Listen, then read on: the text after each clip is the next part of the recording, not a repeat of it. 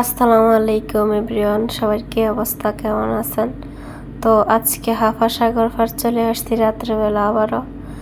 তো দেখেন সবাই মিলে বসে পড়ছে, কেউ মুরগি ফুটতেছে, কেউ মুরগির মাংস আছে, গরুর মাংস আছে, আর কেউ আলু কাটতেছে আলুর চিপ বানানোর জন্য। তো এদিক দিয়ে আমার পাকোড়া খাইতে অনেক ভালো লাগে, তাই আপু দেখেন সাগর পাড়ে আসি গরম গরম পাকোড়া বানাইছে স্পেশালি আমার জন্য। মানে আমি বলছিলাম আপু পাকোড়া বানাইয়েন, আমার অনেক ভালো লাগে, বলতেছে ওকে। এই সসটা আপু নিজে হাতে বানাইছে আর পাকোড়া নিজে হাতে বানাইছে, এততে মজা হয় এই সস দিয়ে পাকোড়া খাইতে, সত্যি না খেলে বুঝবেন না, অনেক মজা হয়েছে সত্যি, অনেক অনেক বলার বাইরে। তো আপু এদিক দিয়ে আলু কাটতেছে, আলু কাটি চিপ বাজতেছে, আলু চিপস। তো এদিক দিয়ে তো আমি পাকোড়া খাইতে আসি। তো দেখতেছি ফাইনালি আপুর আলু ভাজা হয়ে গেছে, মানে আলু চিপস আর কি।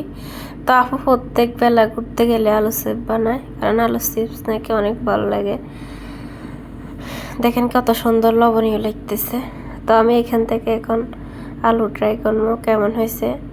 তো আমার হাতে ছুরিগুলো দেখেন অনেক সুন্দর লাগতেছে। তো এখন আমি চুবাই নিলাম সসটার ভিতরে, এখন খামো। মাশাআল্লাহ এত মজা হয়েছে।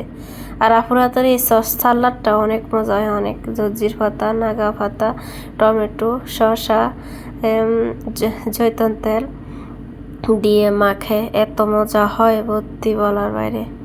তো গরম গরম দেখেন মুরগি ফুটছে, সবাই মিলে বসি খাইতেছে মুরগি ফোড়া, আর সাথে আলু চিপস, আবার তন্দুর রুটি না সরি লেবলানি রুটি, আমি ভুলে বলে ফেলছি। খাওয়া দাওয়া শেষে আপু আর আমি চলে গেলাম সাগর পাড়ে। তো সাথে বাবির বাচ্চাও ছিল। তো সাগর পাড়ে কতক্ষণ পাড়ের ভিতরে দুষ্টুমি করছি রাত্রেবেলা।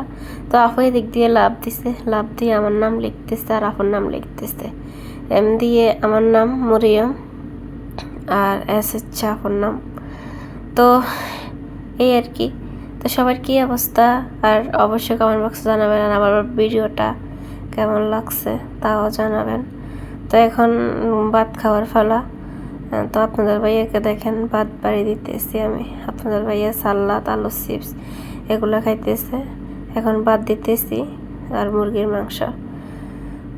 তো কেমন লাগলো আমার ভিডিওটা অবশ্যই কমেন্ট বক্সে জানাবেন।